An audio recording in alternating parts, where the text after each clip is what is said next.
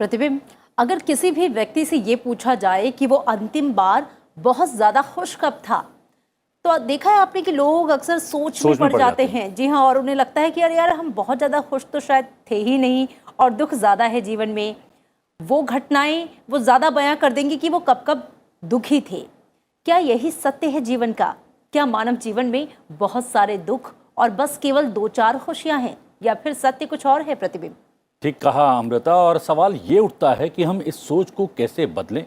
सबसे पहले तो हमें ये समझना होगा कि खुशी जीवन की परिस्थितियों पर निर्भर नहीं है। सुख और दुख तो जीवन में धूप छांव के समान है। हम चाहकर भी परिस्थितियों को बदल नहीं सकते हैं, लेकिन हम अपने मन के विचारों को जरूर बदल कर सारे दुखों से ऊपर उठ सकते हैं। हेलो इंडिया, मैं हूं प्रतिबिंब शर्मा। हेलो इंडिया, मैं हूं अमृता।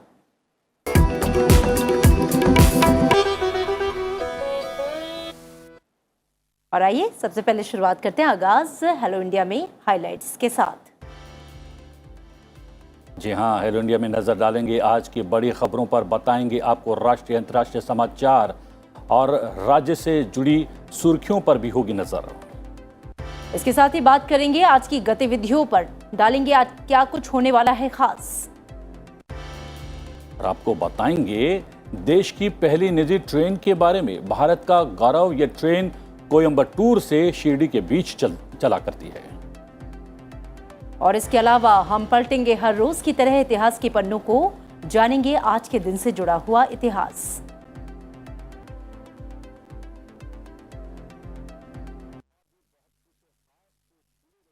अगले आधे घंटे हमारे साथ हेलो इंडिया में सबसे पहले सुर्खियां देश से जुड़ी हुई।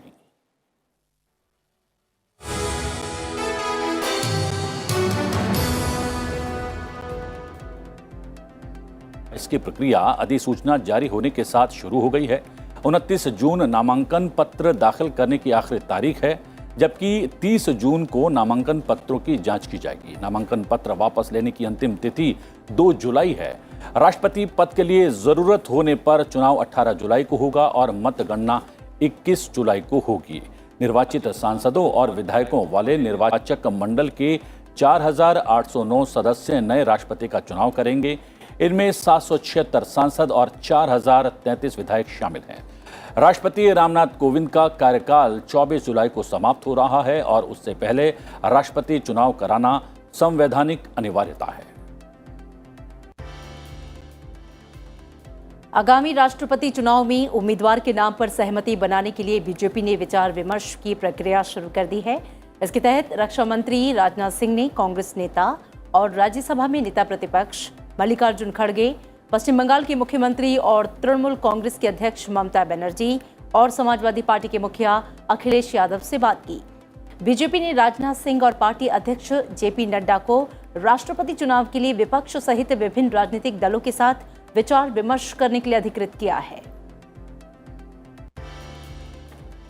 वहीं दूसरी ओर राष्ट्रपति चुनाव में एनडीए के खिलाफ संयुक्त उम्मीदवार उतारने पर आम सहमति बनाने के लिए टीएमसी प्रमुख ममता बनर्जी की तरफ से बुलाई विपक्षी दलों की बैठक में 17 राजनीतिक दलों के नेता शामिल हुए। कांग्रेस, समाजवादी पार्टी, राष्ट्रवादी कांग्रेस पार्टी, डीएमके, आरजेडी और वाम दलों के नेता बैठक में शामिल हुए। Shiv Sena, CPI, CPM, National Conference, PDP, JDS, RSP, IUML, Rashtriya Lok Dal और झारखंड मुक्ति मोर्चा के नेता भी बैठक में शरीक हुए, जबकि आम आदमी पार्टी, तेलंगाना राष्ट्र समिति और बीजू जनता दल इस बैठक से दूर रहे। राष्ट्रपति रामनाथ कोविंद ने गोवा की राजधानी पणजी के पास डोना पाउला में एक नए राजभवन की इमारत की आधारशिला रखी। नई इमारत के निर्माण में वर्षा जल संचयन जैसे उपायों के जरिए जलवायु परिवर्तन के प्रभावों को कम करने का प्रयास किया जाएगा। प्रधानमंत्री की अध्यक्षता वाले केंद्रीय मंत्रिमंडल ने स्पेक्ट्रम नीलामी का दूरसंचार विभाग का प्रस्ताव मंजूर कर लिया है।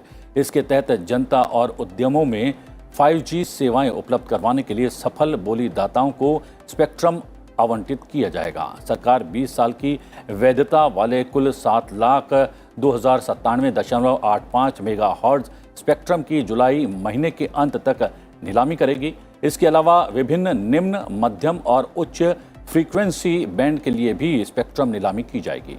दूरसंचार क्षेत्र में सुधारों को गति देते हुए मंत्रिमंडल ने स्पेक्ट्रम नीलामी से संबंधित कई विकासशील विकल्पों की भी घोषणा की है, जो कारोबारी सुगमता को बढ़ावा देंगे। फ्रांस की राजधानी के प्रवास पर गए केंद्रीय मंत्री अश्विनी वैष्णव ने कहा है कि भारत आगामी मार्च 2023 तक पूर्ण रूप से 5G हो जाएगा। 5G का लॉन्च भारत में शुरू होगा इस वर्ष। अभी ऑक्शन की प्रक्रिया चालू हो रही है। जुलाई के एंड तक ऑक्शन की प्रक्रिया समाप्त होनी चाहिए। लेकिन सबसे इम्पॉर्टेंट है कि टेलीकॉम आज डिजिटल कंजम्पशन का सबसे प्राइमरी सोर्स है। इसका मतलब ये हुआ कि हमें टेलीकॉम में ट्रस्टेड सॉल्यूशन लाने की मस्ट एक सबसे ज़्यादा ज़रूरत है। इसीलिए 4G का अपना भारत में बना हुआ, भारत में डिज़ाइन पूरा technology stack, core, radio, equipment, handset, सब कुछ, वैसा ही 5G का भी भारत में डिज़ाइन हुआ पूरा टेक्नोलॉजी स्टैक। तो 4G आज ready to deploy in the field हो गया है और 5G ready in the lab. इस साल के अंत तक 5G का टेक्नोलॉजी स्टैक भी हम ready to deploy in the field, अगले साल मार्च तक, इस साल यानी इस फाइनेंशियल ईयर के एंड तक, मार्च 23 तक 5G का भी ready to deploy in the field हो जाएगा। इस बीच थल सेना, नौसेना और वायुसेना में विशेष अग्निपथ योजना के तहत अल्पकालिक अनुबंध पर भर्ती होने वाले अग्निवीर सैनिकों को केंद्रीय सशस्त्र पुलिस बलों और असम राइफल्स में भर्ती में प्राथमिकता मिलेगी। केंद्रीय गृह मंत्रालय ने ये घोषणा की है। नेशनल हेराल्ड मनी लॉन्ड्रिंग के मामले में राहुल गांधी के जवाब से प्रवर्तन निदेशालय अभी भी संतुष्ट नहीं है। राहुल गांधी से कल तीसरे दिन भी प्रवर्तन निदेशालय के ऑफिस में पूछताछ जारी रही, लेकिन ईडी ने थोड़ी राहत देते हुए उन्हें आज पूछताछ से छूट दी है। लेकिन कल यानी कि शुक्रवार को फिर से पूछताछ के लिए पेश होना पड़ेगा। वहीं ईडी की राहुल गांधी से की जा रही पूछताछ का विरोध कर रहे कांग्रेसी कार्यकर्ता और नेता विरोध प्रदर्शन के साथ आज सभी राजभवनों का घेराव करने वाले हैं। कांग्रेस के पूर्व अध्यक्ष और सांसद राहुल गांधी के नेशनल हेराल्ड समाचार पत्र से जुड़े धन शोधन के मामले में प्रवर्तन निदेशालय के अधिकारियों की ओर से हो रही लगातार पूछताछ के दौरान कांग्रेस पार्टी कार्यकर्ताओं और नेताओं द्वारा लगातार किए जा रहे प्रदर्शन की आलोचना करते हुए भारतीय जनता पार्टी ने कहा कि हाईकोर्ट के निर्देश के बाद ही ये कार्रवाई की जा रही है। बीजेपी ने आरोप लगाया कि हिंसा की आड़ लेकर कांग्रेस अपना भ्रष्टाचार छुपाने का प्रयास कर रही है। भारत का व्यापारिक निर्यात मई 2022 में 20.55% बढ़कर 38.94 अरब डॉलर पर पहुंच गया। चालू वित्त वर्ष के अप्रैल मई माह के दौरान संचयी निर्यात लगभग 25% बढ़कर 78.72 अरब अमेरिकी डॉलर पर पहुंच गया। रत्न और आभूषण निर्यात मई 2022 में बढ़कर 3.22 अरब डॉलर पर रहा, जबकि पिछले साल इसी महीने में ये 2.96 अरब डॉलर पर था। दवा और सिले सिलाई कपड़ों का निर्यात पिछले महीने 10.28% और 27.85% से बढ़कर 2 अरब डॉलर और 1.41 अरब डॉलर रहा। श्रम बल यानी कि मैन पावर में शामिल लोगों की बेरोजगारी दर जुलाई 2020 से जून 2021 के दौरान घटकर 4.2% रह गई है, जो 2019-20 की इसी अवधि में 4.8% थी। सांख्यिकी और कार्यक्रम क्रियान्वयन मंत्रालय की तरफ से बुधवार को जारी आंकड़ों से ये जानकारी प्राप्त हुई है। इंस्टीट्यूट फॉर मैनेजमेंट डेवलपमेंट के वार्षिक वैश्विक प्रतिस्पर्धात्मक सूचकांक में भारत ने एशियाई अर्थव्यवस्थाओं में सबसे तेज सुधार किया है, साथ ही 6 पायदान की छलांग लगाई है। सूचकांक में भारत 43वें से 37वें स्थान पर आ गया है। मुख्य रूप से आर्थिक मोर्चे पर प्रदर्शन में सुधार से प्रतिस्पर्धा के मामले में भारत की स्थिति सुधरी है। बेहतर प्रदर्शन करने वाले एशियाई अर्थव्यवस्थाओं में सिंगापुर तीसरे, हांगकांग 5वें, ताइवान 7वें, चीन 17वें और ऑस्ट्रेलिया 19वें स्थान पर है। और आइए अब राज्यों की सुर्खियां। पश्चिम बंगाल में ईस्टर्न कोलफील्ड्स लिमिटेड की खदानों से कथित कोयला चोरी की जांच के सिलसिले में केंद्रीय अन्वेषण ब्यूरो ने बुधवार को तृणमूल कांग्रेस के विधायक शौकत मुल्ला से 8 घंटे से अधिक समय तक पूछताछ की। शौकत से कोयला चोरी घोटाले और उनके कार्यकाल में प्रभावशाली लोगों के साथ उनकी बैठक के बारे में सवाल किए गए, जिनमें कुछ वित्तीय सौदों को अंतिम रूप दिया गया था। गुजरात चुनाव से पहले कांग्रेस पार्टी को एक और बड़ा झटका लगा है। हार्दिक पटेल के पार्टी छोड़ने के बाद अब नरेश पटेल को लेकर भी बड़ी खबर सामने आ रही है। वो राजनीति में एंट्री नहीं करने वाले हैं, वो खुद को किसी भी दल के साथ नहीं जोड़ने वाले हैं। आज इसको लेकर उनकी तरफ से कोई बड़ा बयान भी जारी हो सकता है।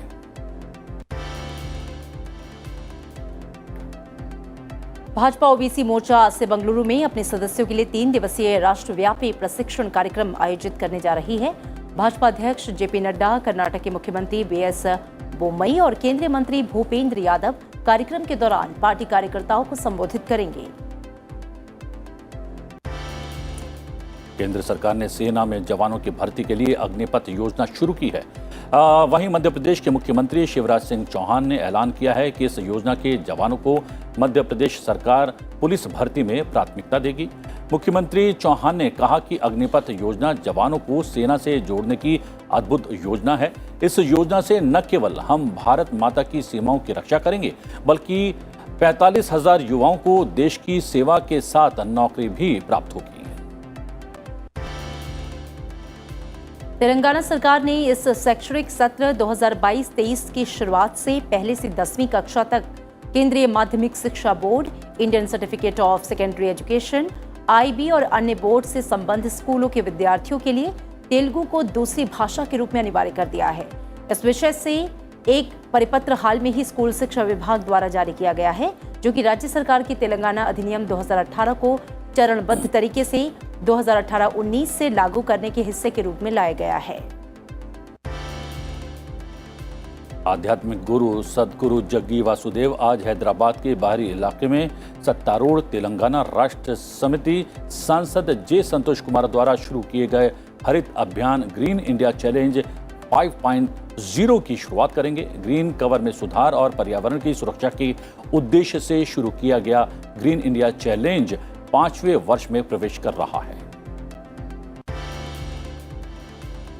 सिंगापुर के उच्चायुक्त साइमन अवांग ने उत्तर प्रदेश के मुख्यमंत्री योगी आदित्यनाथ से मुलाकात की और सिंगापुर को उत्तर प्रदेश वैश्विक निवेशक सम्मेलन में पहला भागीदार देश बनाने का प्रस्ताव दिया। बैठक में सिंगापुर और भारत, विशेष रूप से उत्तर प्रदेश के बीच संबंधों को और बेहतर करने के विषय में विचार विमर्श किया गया। बीजेपी ने राजस्थान में राज्यसभा चुनाव में क्रॉस वोटिंग करने वाली अपनी विधायक शोभा रानी कुशवाहा को पार्टी से निष्कासित कर दिया है। पार्टी की केंद्रीय अनुशासन समिति के सचिव ओम पाठक ने पत्र भेजकर विधायक को ये सूचना दी है।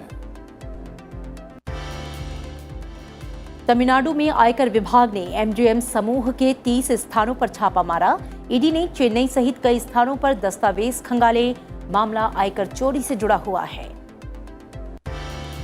पंजाब पुलिस को गैंगस्टर लॉरेंस विश्नोई का 7 दिन का रिमांड मिला है। सिद्धू मूसेवाला हत्याकांड के सिलसिले में उसे मानसा कोर्ट में मुख्य न्यायिक मजिस्ट्रेट के सामने पेश किया गया था।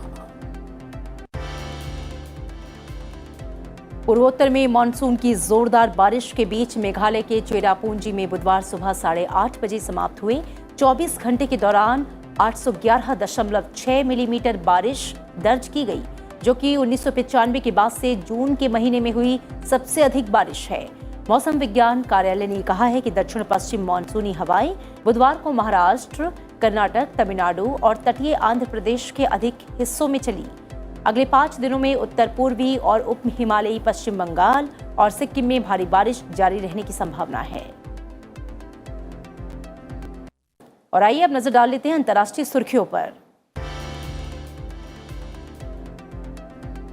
डोभाल ने चीनी एनएसए यांग चिजी द्वारा आयोजित एनएसए की वर्चुअल आभासी ब्रिक्स बैठक में हिस्सा लिया। उन्होंने कहा कि बिना भेदभाव के आतंकवाद के खिलाफ सहयोग बढ़ाना चाहिए। डोभाल ने आतंकवाद के मुद्दे से निपटने के लिए ब्रिक्स देशों के बीच चल रहे संबंधों का स्वागत किया। उन्होंने महामारी और जलवायु परिवर्तन की चुनौतियों के खिलाफ सहयोग जारी रखने की आवश्यकता पर जोर दिया। इस बीच अमेरिका के central bank US Fed reserve ने ब्याज दरों में 28 साल की सबसे बड़ी बढ़ोतरी की है। महंगाई कंट्रोल के लिए फेड रिजर्व ने ब्याज दरों में 75 बेसिस पॉइंट या कहिए 0.75% का इजाफा किया है। अमेरिकी केंद्रीय बैंक ने ब्याज दर में इतनी बड़ी बढ़ोतरी नवंबर 1994 में की थी। भगवान बुद्ध से संबंधित 4 पवित्र अवशेष कपिलवस्तु से मंगोलिया में गदन मठ के बस्तागान मंदिर सभा भवन में बड़ी श्रद्धा के साथ प्रदर्शनी के लिए रखे गए हैं। इस अवसर पर केंद्रीय मंत्री किरेन रिजिजू ने कहा कि सदियों पहले बौद्ध धर्म भारत के हिमालयी क्षेत्रों से मंगोलिया पहुंचा और अनमोल साझा विरासत का हिस्सा बना। यूरोप की दवाओं पर नजर रखने वाली संस्था EU वॉचडॉग ने बुधवार को कहा कि उसने फाइजर और बायोएनटेक के एंटी कोविड जैप के अनुकूलित संस्करण की समीक्षा शुरू कर दी है ताकि ओमिक्रॉन सहित इस वायरस के अन्य विशिष्ट रूपों से बेहतर तरीके से निपटा जा सके। अमेरिका के येलोस्टोन में बाढ़ के कारण देश के सबसे पुराने राष्ट्रीय उद्यान से 10,000 से अधिक आगंतुकों को निकालने का आदेश दिया गया है। बाढ़ के कारण कई पुल और सड़कें बह गई हैं। हालांकि किसी के हताहत होने की अभी तक कोई खबर नहीं है। येलोस्टोन नेशनल पार्क के इस साल 150 वर्षगांठ पूरे हुए हैं। वाणिज्य एवं उद्योग मंत्री पीयूष गोयल ने बुधवार को कहा कि विश्व व्यापार संगठन के सभी समझौतों में विशेष और अलग व्यवहार का प्रावधान विकासशील देशों का अधिकार है और ये बातचीत से परे है। उन्होंने ये भी कहा कि ये व्यवस्था बनी रहनी चाहिए। पीयूष गोयल ने कहा कि विकासशील और विकसित देशों के बीच विषमता अभी कम नहीं हुई है, बल्कि सच्चाई तो ये है कि कुछ मामलों में अंतर बढ़ा है। इसको देखते हुए विशेष और अलग व्यवहार की व्यवस्था प्रासंगिक बनी हुई है। विश्व व्यापार संगठन ने कहा है कि वो अगले सप्ताह एक आपात बैठक आयोजित करेगा जिसमें ये तय किया जाएगा कि मंकी पॉक्स के वैश्विक प्रकोप को अंतर्राष्ट्रीय स्वास्थ्य आपातकाल के रूप में वर्गीकृत किया जाए या नहीं। संयुक्त राष्ट्र स्वास्थ्य एजेंसी की ये उच्चतम स्तर की चेतावनी है जो कि वर्तमान में केवल कोविड महामारी और पोलियो पर लागू होती है। विश्व स्वास्थ्य संगठन के महानिदेशक ने कहा है कि मंकी पॉक्स का प्रकोप असामान्य और चिंताजनक है। उन्होंने कहा कि इस साल अब तक विश्व स्वास्थ्य संगठन को 39 देशों से 1,600 से अधिक लोगों को मंकी पॉक्स की पुष्टि होने और लगभग 1,500 लोगों में इसके लक्षण पाए जाने की खबर मिली है। मंकी पॉक्स से प्रभावित पहले के देशों में अब तक 72 लोगों की मृत्यु भी हुई है। रूस की सेना ने लंबी दूरी की मिसाइल्स का इस्तेमाल कर यूक्रेन के पश्चिम लविव क्षेत्र में एक डिपो को तबाह कर दिया जिसमें नाटो की ओर से दिए गए हथियारों का गोला बारूद रखा था। यह हमला ऐसे वक्त में किया गया जब पूर्वी डोनबास क्षेत्र का सेवेरोदेनेत्स्क शहर लड़ाई का केंद्र बना हुआ है। हाल के हफ्तों में रूस ने अपने हमले का केंद्र डोनबास क्षेत्र को बनाया हुआ है। वहीं नाटो यूक्रेन को हथियारों की आपूर्ति बढ़ाने पर लगातार विचार कर रहा है। 2 दिवसीय बैठक में ट्रांस अटलांटिक सैन्य गठबंधन में शामिल होने के लिए स्वीडन और फिनलैंड के आवेदन पर भी कहीं न कहीं चर्चा की गई है। अमेरिकी राष्ट्रपति जो बाइडेन ने यूक्रेन के लिए तोपखाने, गोला बारूद, जहाज रोधी मिसाइलों को देने की घोषणा की है। बाइडेन ने यूक्रेनी राष्ट्रपति जेलेंस्की के साथ फोन पर बात की और यूक्रेन के लिए अमेरिकी समर्थन की पुष्टि की। इसके साथ ही रूस यूक्रेन युद्ध में गलत पक्ष के साथ खड़े होने पर अमेरिका ने चीन को चेतावनी भी दी। और अब नजर आज की गतिविधियों पर। प्रधानमंत्री नरेंद्र मोदी आज हिमाचल प्रदेश के शहर धर्मशाला में रहने वाले हैं। सबसे पहले प्रधानमंत्री यहां रोड शो में शामिल होंगे। इसके बाद प्रधानमंत्री धर्मशाला में चल रहे मुख्य सचिवों के पहले राष्ट्रीय सम्मेलन को संबोधित करेंगे। ये सम्मेलन Himachal Pradesh cricket association stadium में आयोजित किया गया है। केंद्रीय रक्षा मंत्री राजनाथ सिंह आज अपने 2 दिवसीय जम्मू और कश्मीर दौरे पर रहेंगे। इस दौरान रक्षा मंत्री जम्मू में महाराजा गुलाब सिंह की 200वीं जयंती समारोह में शामिल होंगे। आज राज्यसभा की परिवहन, पर्यटन और संस्कृति संबंधी स्थायी समिति और लोकसभा की सामाजिक न्याय और अधिकारिता संबंधी स्थायी समिति की बैठक होने वाली है। और प्रतिबिंब, अब वक्त हो चला है एक ब्रेक का। ब्रेक में जाने से पहले आपको ले चलते हैं रेलवे स्टेशन के बाहर की कुछ खास तस्वीरों के साथ। जी हां, दरअसल अंतर्राष्ट्रीय योग दिवस को लेकर देश और दुनिया में तैयारियां जोर शोर से चल रही है। कई जगह विशेष आयोजन भी हो रहे हैं। इन्हीं आयोजन में एक आयोजन हुआ मुंबई के छत्रपति शिवाजी महाराज टर्मिनल के सामने। जी हाँ, यहाँ पर मध्य रेलवे के कर्मचारियों ने सामूहिक योग किया। देखिए ये तस्वीरें, और जब हम ब्रेक से वापस आएंगे तो आपको बताएंगे आज के दिन से जुड़ा हुआ इतिहास।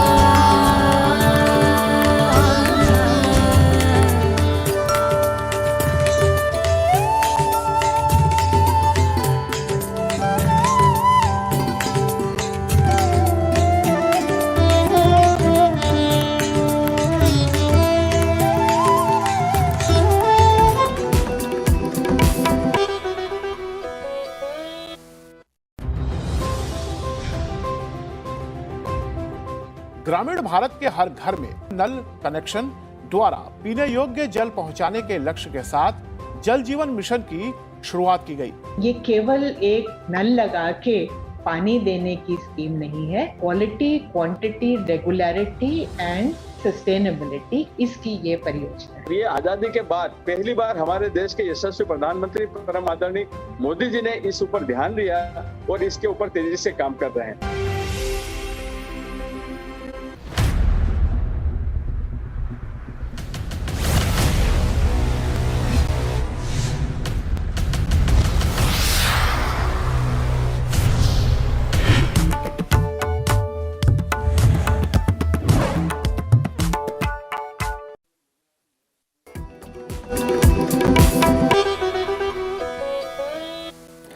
हेलो इंडिया ब्रेक के बाद आपका स्वागत है और अब आज का इतिहास। 16 जून वर्ष 1963 में वैलेंटिना तेरेश्कोवा अंतरिक्ष के लिए उड़ान भरने वाली दुनिया की पहली महिला बनी। उन्होंने रूस की राजधानी मॉस्को से अंतरिक्षयान वोस्तोक 6 से अपना सफर शुरू किया था। वोस्तोक 6 के उड़ान भरने के 1.5 घंटे बाद ही मॉस्को टेलीविजन ने वैलेंटिना की पहली तस्वीर प्रसारित की। 26 वर्षीय रूसी महिला लेफ्टिनेंट वैलेंटिना तेरेश्कोवा कपड़ा उद्योग में काम कर चुकी रूस की 6ठी अंतरिक्ष यात्री थी। उनके मिशन का मुख्य मकसद था एक और अंतरिक्ष यान के साथ तालमेल बैठाना, क्योंकि वोस्तोक 6 के उड़ान भरने से 2 दिन पहले ही वोस्तोक 5 अंतरिक्ष में भेजा गया था। दोनों अंतरिक्ष यान आपस में रेडियो के जरिए संपर्क बनाने में कामयाब रहे और एक समय बाद एक दूसरे से करीब 5 किलोमीटर की दूरी पर ही थे।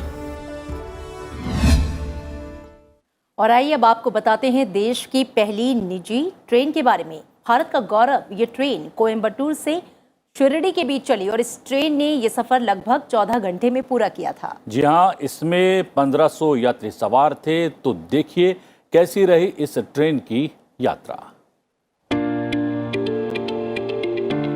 देश की पहली निजी ट्रेन का संचालन शुरू हो चुका है। भारत गौरव योजना के अंतर्गत चलने वाली पहली ट्रेन कोयम्बटूर से शिरडी के बीच चली। महीने में 3 बार चलने वाली इस ट्रेन को कोयम्बटूर रेलवे स्टेशन से पूरे गाजे बाजे के साथ रवाना किया गया। इस मौके पर तमिल शास्त्रीय संगीत के साथ साथ कथकली नृत्य और टाइगर बैली डांसर्स भी मौजूद रहे। कोयम्बटूर से शाम 6 बजे ये चली और अगले दिन 7:30 बजे शिरडी के साईं नगर पहुंची। भारतीय रेल ने पहली बार अपनी किसी ट्रेन को निजी सर्विस प्रोवाइडर के हाथों सौंपा है। इस सर्विस प्रोवाइडर ने इस ट्रेन के न सिर्फ कोच के सीटों को बदला है, बल्कि और भी कई सुविधाएं देने की शुरुआत की है। This is a great initiative by the government. This is the first initiative to directly from Coimbatore to Shirdi.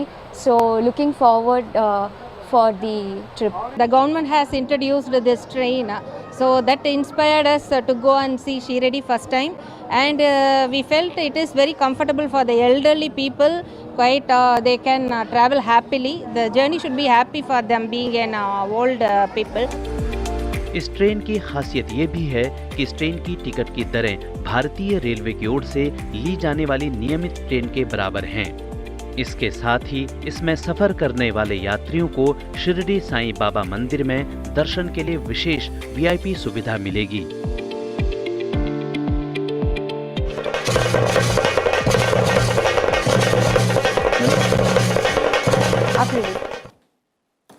और हम बता दें कि हेलो इंडिया को आप टीवी के अलावा संसद टीवी के सोशल मीडिया प्लेटफॉर्म पर भी देख सकते हैं। जी हाँ, आप अपना ये पसंदीदा प्रोग्राम टीवी के अलावा यूट्यूब और फेसबुक पर देख सकते हैं। साथ ही संसद टीवी को ट्विटर और इंस्टा पर आप फॉलो कर सकते हैं। आप संसद टीवी की आईडी को फॉलो कर सकते हैं और सबसे महत्वपूर्ण बात यह कि आप अपने सुझाव, अपनी प्रतिक्रिया हमें पहुंचा सकते हैं। जी हाँ, समय हो गया है आपसे विदा लेने का, लेकिन विदा लेने से पहले अमृता, हम ले चलते हैं दर्शकों को केवड़िया के बटरफ्लाई गार्डन। जी हाँ, इन खूबसूरत तस्वीरों का आप लुत्फ उठाइए। हमें दीजिए इजाजत। नमस्कार। नमस्कार।